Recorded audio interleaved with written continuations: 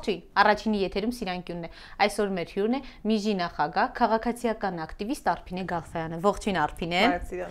Արփինե, արդեն մի քանի օր է սկսվել են Մաշտոցի պուրակի բարեկարգման աշխատանքները։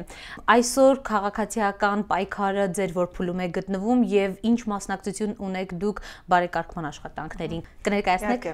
Ուրեմն, ինչպես գիտեք, շաբաթ օրը ամսի 17-ին քաղաքացիական արդար եւ ազատ անկախ դատարանը որոշում կայացրեց, որ ապամոնտաժման են ենթակա այդ շինությունները եւ այգին պետք է բարեկարգվի եւ պարտադրում է քաղաքապետարանին կատարելու այդ գործողությունները։ Դատարանը նաեւ հայտարարեց, որ մենք սկսում ենք այգու մի ծայրից, Կողբացու մոտ ծայրից, սկսում ենք բարեկարգման աշխատանքները եւ բարեկարգելու ենք այգին գլխավոր հատակագծին համապատասխան, իսկ գլխավոր հատակագծում այդպիսի պակներ գոյություն չունեն։ Հիմա բարեկարգման աշխատանքները արդեն սկսվել են եւ շատ ուրախ ենք, որ քաղաքապետարանը նույնպես արձագանքել է մեր դատարանի որոշմանը եւ սկսել է իրականացնել բարեկարգման աշխատանքները։ Սակայն կարծես թե ոչ մի խոսք չկա կրպակների ապամոնտաժման մասին։ Այո, չկա եւ առայժմ չկա քաղաքապետարանի կողմից եւ ինչպես գիտեք, ժամկետը դրվել է 10-օրյա ժամկետ, մինչեւ մարտի 27-ն է գալիս, հա, այդ ժամանակը եւ դրանից հետո կլինեն գործողություններ արդեն եւ քաղաքացիական հասարակությանն է ուղղված դատարանի որոշումը եւ քաղաքացիական հասարակության բջիջները պետք է իրականացնեն, եթե քաղաքապետարանը չիրականացնի իհարկե։ Արփինե, լավ, այնուամենայնիվ ձեզ պայքարը ինչ արդյունք կտա։ Արդյոք այսքան թեժ պայքարից հետո իսկապես կարող ենք հասնել վերջնական հաղթանակի, նկատի ունեմ բոլոր կրպակների ապամոնտաժմանը, թե այնուամենայնիվ մի քանի կրպակներ կսողոսկեն ու կմնան տեղում։ Պայքարի նպատակը անընդհատ ավելի ու ավելի տարբեր մակարդակներ է անցնում, դա սկսվեց այգու եւ հանրային համար պայքարից, հետո դա ձևակերպվեց որպես հանրային տարածքի եւ հանրային ունեցվածքի համար պայքար, ոստիկանների բռնի գործողությունների արդյունքում նաեւ ավելացավ դրան հանրություն, ոստիկանություն եւ ոչ միայն ոստիկանություն, այլև այդ բռնի ուժի կիրառումը խաղաղ հանրության նկատմամբ եւ խնդիրների շրջանակը շատ ավելի ընդլայնվել է, քան զուտ կրպակների ապամոնտաժումը, դրանով հանդերձ բնականաբար հիմնական նպատակներից է մնում նաև կրպակների վերջնական ապամոնտաժումը եւ այգու պահպանումը որպես հանրային տարածք, որպես նաև այդ նախաձեռնության մի մասը եւ ես չեմ տեսել ուրիշ տեսակետ, քան այն, որ ամբողջը պետք է ապամոնտաժվի դա եւ դա է շարունակում մնալ պահանջը ու դա է նաև մեր դատարանի վճիռը, որը պետք է իրականացվի։ Ես գիտեմ արդեն, որ մի քանի նախաձեռնություններ միավորվեցին։ Հնարավոր է քաղաքացիական այս բոլոր նախաձեռնությունները միավորվեն եւ արդյունքում քաղաքի ցանկացած թե բնապահպանական, թե հանրային տարածքին առնչվող խնդրի շուրջ նույն տեսակետն արտահայտեն ու ավելի ամբողջական ու միասնական պայքար սկսվի։ Այդ գործընթացը արդեն կա, հիմա բացի Մաշտոցի այգու պայքարից զուգահեռ նաև գիտեմ, որ ստեղծվեց Երևանի Պահպանենք Երևանը քաղաքացիական նախաձեռնությունների համախմբումը եւ 2 օր առաջ Մաշտոցի այգու քաղաքացիական ամբիոնում Սարհատ Պետրոսյանը ներկայացնում էր այդ նոր համախմբման նպատակը։ Դրան զուգահեռ Մաշտոցի պուրակի հետ կապված անշուշտ տեսել եք, որ վերջին հայտարարությունների տակ ստորագրել են եւ մենք ենք այս քաղաքի տերը, մեր քաղաքը, թրջկան քաղաքացիական նախաձեռնությունը եւ Թեղուտի պաշտպանության քաղաքացիական նախաձեռնությունը, այսինքն այդ գործընթացը արդեն գնում է եւ ժամանակի ընթացքում ավելի է խորանալու կարծում եմ, ու նաեւ Մաշտոցի պուրակում մի ուրիշ կարևոր գործընթաց է, որ այս շաբաթվանից ավելի է ձևակերպվել, ամեն օր քաղաքացիական նախաձեռնություններից որևէ մեկին է նվիրվում եւ նախաձեռնությունները հնարավորություն ունեն ներկայացնելու իրենց գործունեությունը, կարող են դա ընտրել ֆիրմերի ձևով, խոսքերի, ելույթների ձևով, ֆոտոպատմություններով եւ այդպես է լինելու է։ Եվ այդտեղ ոչ միայն հանրային տարածքի հետ կապված նախաձեռնություններն են, այլ նաեւ օրինակ բանակն իրականում նախաձեռնությունը եւ ուրիշները, այսինքն սա բաց տարածք է դառնում, որտեղ ակտիվ քաղաքացիական բջիջները կարող են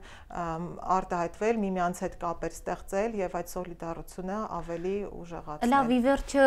Մաշտոցի պուրակը ինչի սիմվոլն է այսօր ձեզ, ինքնորոշված քաղաքացու, քաղաքացիական հասարակության, ինչպես եք դուք բնորոշում այն։ Այդ պլակատը, որ պատրաստվեց մարտի 3-ին, ինքնորոշված քաղաքացու ժամանակը եկել է եւ ծնունդը, որ նշվեց Մաշտոցի այգում, շատ խորհրդանշական է կարծում եմ, եւ իրոք Մաշտոցի տարածքը Երևանում այսօր մի այլընտրանքային տարածքի է վերածվել, որտեղ ազատ եւ ինքնորոշված քաղաքացիներ են, ովքեր ամեն օր իրենց ընտրությունը կարողանում են կատարել այս երկրում եւ նպատակը այն է, որպեսզի Մաշտոցի այգու տարածքից այդպիսի տարածքը ամբողջ Հայաստանով տարածվի, աստիճանաբար ընդլայնվի այդ տարածքը։ Արփինե, շատ են խոսում ու նաև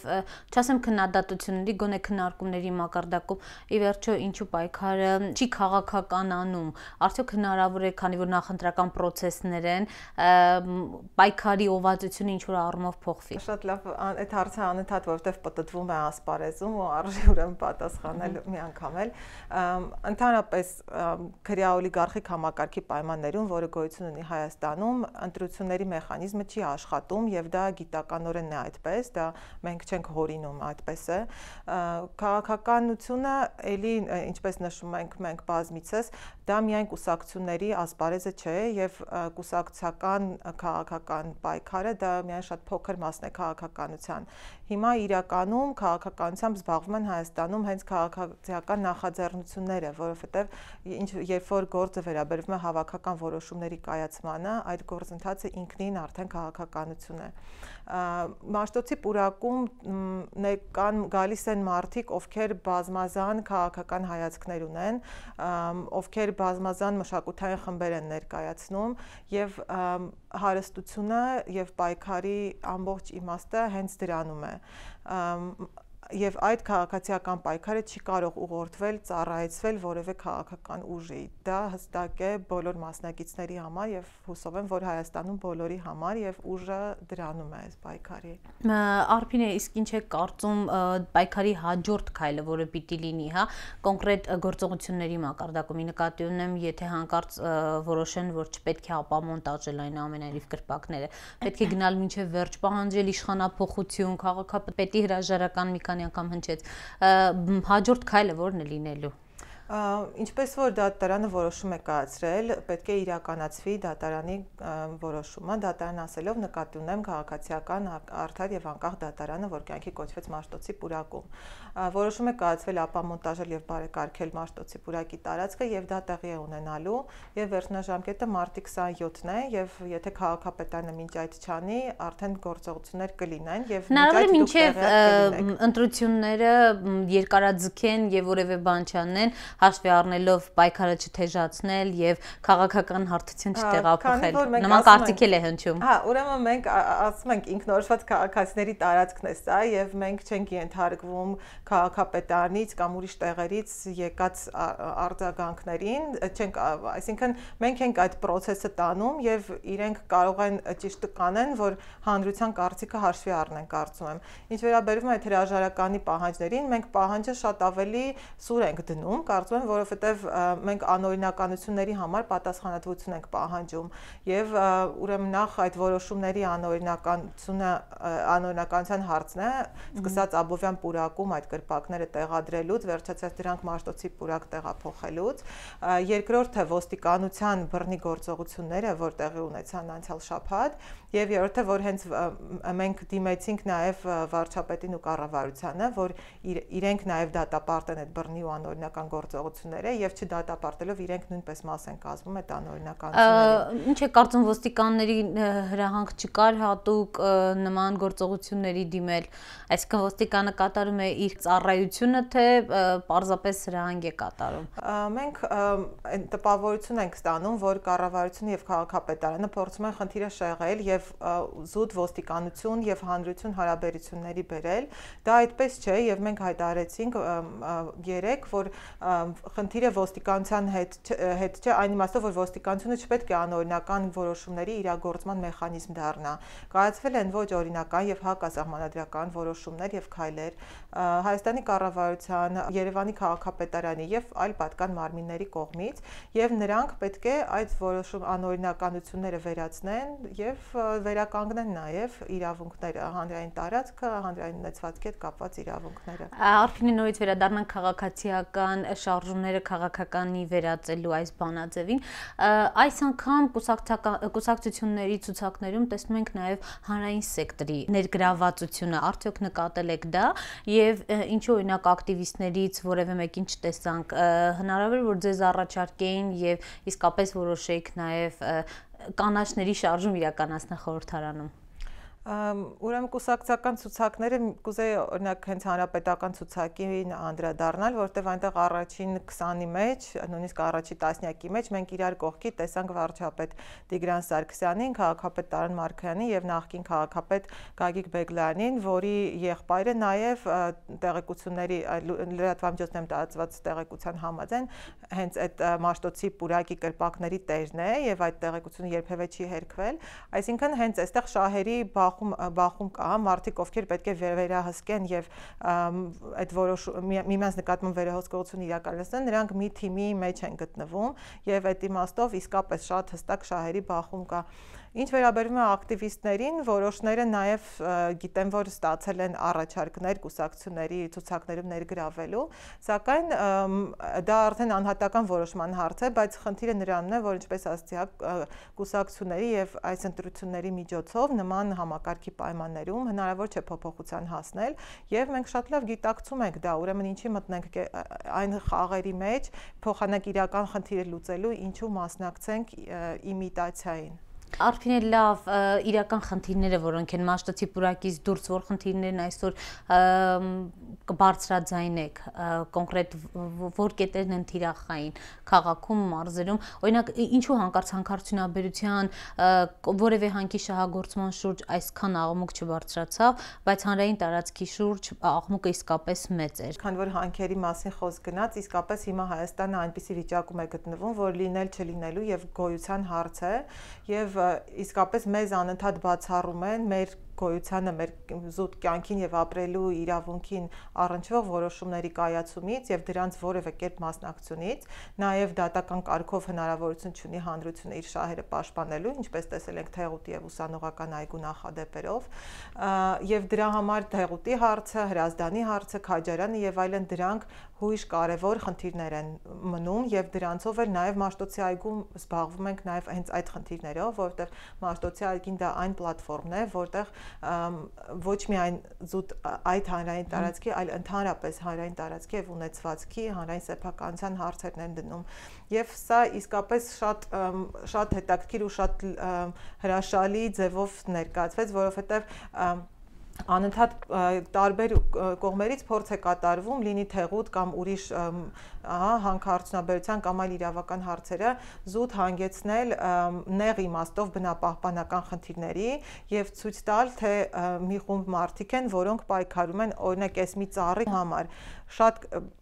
կարևորելով հանդերձ յուրաքանչյուր բնության մասնիկը, պետք է ասեմ, որ այս խնդիրը ընդհանրապես Հայաստանում եղած այդ ջերմուկից սկսած Քաջանից մինչև Թեղուտ բոլոր հարցերը, դրանք ոչ թե զուտ բնապահպանական նեղ խնդիրներ են, այլ դրանք շատ լայն իմաստով մարդու իրավունքների խնդիրներ են, դրանք հանրային սեփականության, հանրային ունեցվածքի, հանրային շահի խնդիրներ են, որոնք այսօր դրված են Մաշտոցի պուրակում։ Ուրեմն Մաշտոցի պուրակի ամբողջ այս պայքարի process-ը եւ հաղթանակը նաեւ հաղթանակ է մյուս բոլոր ասպարեզներում։ Որ կետերն են, որտեղ այս պահի դրությամբ բացի Քաջարանից նկատի ունեմ, որտեղ հանք են գտել ու որոշել են դարձյալ շահագործել, այ ունեք տվյալներ։ Հայաստանում 400-ից ավելի հանքեր կան հիմիկվա դրությամբ եւ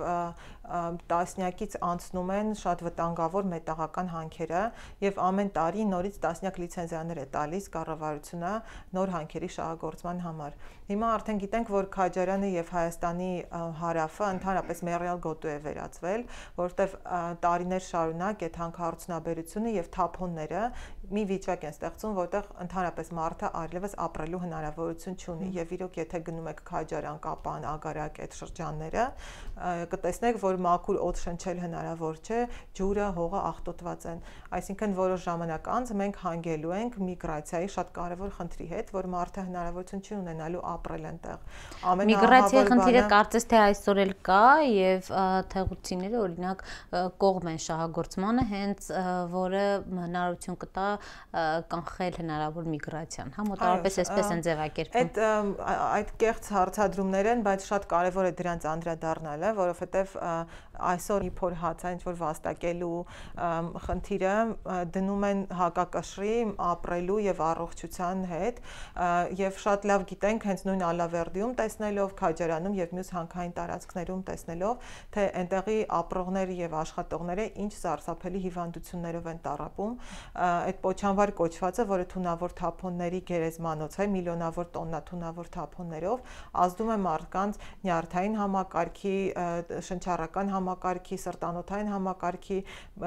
նաև վերարտադրողական առողջության վրա եւ այդ պատճառով մասնավորապես այդ շրջաններում, հանքային տարածքներում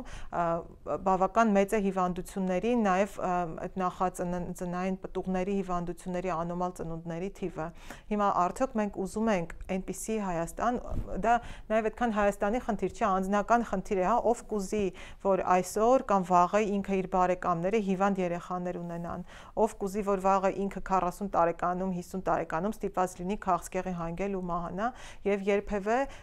այդ ստացած գումարները, աշխատած գումարները չեն կարող հերիքել, որպեսզի այդ մարդիկ իրենց առողջական ու կյանքի խնդիրները կարողանան լուծել։ Պետք է մարզերում հանրության գիտակցությունը փոփոխել։ Հա, դա էլ շատ կարևոր հարցադրում է, որտեվ այսօր հենց նույն կառավարության կողմից տարվում է այդ միտքը, որ հանքերը մեզ օգնում են աշխատատեղեր ստեղծել։ Սակայն դա նույնպես շատ կեղծ հարցադրում ու բան է, հա, հիմնավորում է, որովհետև կառավարությունը դնում է մարդկանց այնպիսի վիճակում, որ ընտրել, ապրելու եւ չապրելու միջև։ Եվ մենք գիտենք, որ այդ բոլոր հանքային շրջաններում շատ մեծ հնարավորություններ կան այլ տիպի աշխատատեղեր ստեղծելու, մաքուր աշխատատեղեր, կանաչ աշխատատեղեր, որոնք առողջության համար վնասակար չեն լինի եւ թույլ կտան, որպեսզի երկարատև իմաստով այլ շրջանները զարգանան։ Գյուղատնտեսությունը դրանցից հիմնականն է, սակայն կան նաեւ այլ տնտեսական ճյուղեր։ Եվ պահանջը նաեւ այդ է, որ կառավարությունը հանքարդյունաբերությանը մեծ չափերով կրճատի, մանավանդ հա, այս բանը վայրենի տեմպերը, որ հիմա ընթանում են, եւ ուրիշ բաներ կիրառի։ Հենց Թեղուտի պաշտպանության քաղաքացիական նախաձեռնությունը նաեւ կառավարությունից հույս չունենալով, որտեղ գիտենք կառավարությունը ինչ շահեր է հետապնդում, մեր սեփական ուժերով այլընտրանքային այդպիսի նախագծերի իրականացման փուլում եք։ Հա, դրանց մշակման այլընտրանքային աշխատատեղեր, եթե չեմ սխալվում։ Հա, այլընտրանքային տնտեսություն ավելի շուտ կարելի ասել, դրա ստեղծման, ստեղծագործման փուլում ենք գտնվում։ Եթե վերադառնանք Մաշտոցի պուրակի խնդրին,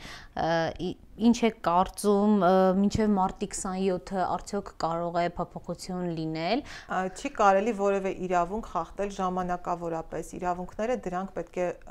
պահպանվում են մշտապես եւ դրանց փոքրիկ խախտումն անգամ ենթակա է պատժի եւ մենք դա ենք պահանջում եւ շարունակելու ենք դա պահանջել մինչեւ վերջ։ Ակտիվիստները տուն չեն գնալու այնքան ժամանակ, քանի դեռ այդ պահանջը վերջնական իրագործված չէ եւ Մաշտոցի այգում պայքարը անընդհատ աճում է եւ փոխադրվում է նորանոր ավելի բարձր մակարդակների եւ այդպես էլ տեղի է ունենալու։ Ոստիկանության կամ որևէ այլ անօրինական բռնի ուժից մենք վախ չունենք, արդեն տեսանք, որ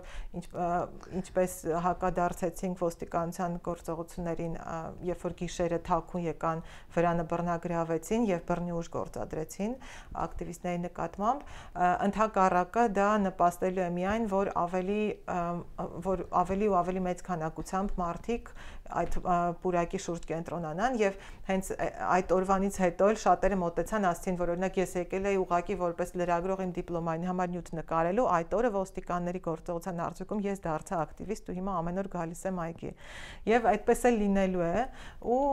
նորից եմ ասում, պահանջը անփոփոխ է եւ պայքարելու ենք մինչեւ վերջ։